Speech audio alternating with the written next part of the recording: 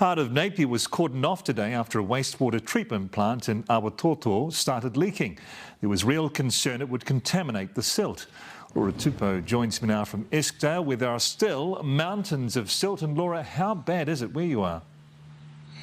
Good evening, Mike. Apocalyptic is the first word that springs to mind, even a week on from this disaster. And contaminated silt is just one of the many health concerns authorities have.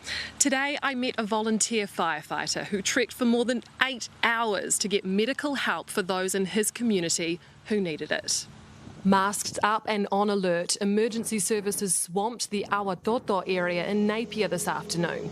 A leak in the wastewater treatment plant is now contaminating the silt, the same silt people are trying to clear. We really ask people wear gumboots, wear long trousers and long sleeves and gloves so that you're protecting yourself away from the silt and the mud. Health is the latest scare in Hawke's Bay.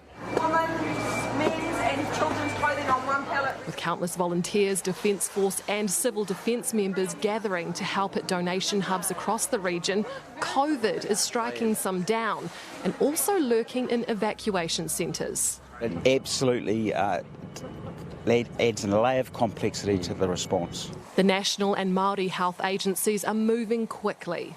Te Whatsiwara and Te Whaiora and the local PHO, Health Hawke's Bay, have already set up an isolation centre for COVID so that they can start supporting those if it starts to increase.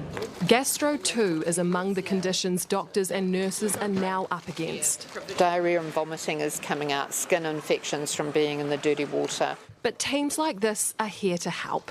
14 healthcare workers from the Pacifica Medical Association landing in Napier with boxes of medical supplies. Their focus, the thousands of seasonal workers here unable to work. You can expect that people are going to feel pretty panicky.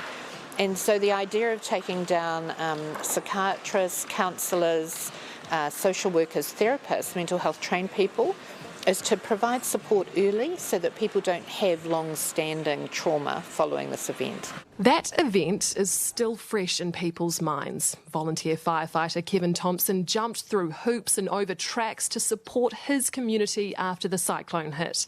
Trekking for 8 hours along the railway line from his home north of Tangoio to near Eskdale, delivering a list of people who needed help from civil defence. I'd say it was about 30 kilometres. I had to bush bash and walk around ravines and things like that to get out. There were parts where I had to crawl over 6-foot slips. The mud was just sticky and it took a lot of work. And when he finally made it back that night to see his wife, she told me that her first thought was that I was civil defence, a crippled civil defence person walking up the driveway. I woke my son up, I rolled him over and he goes, "Yeah, I knew you'd make it out." 1 week on, he's still making lists for civil defence of vital supplies needed for his community.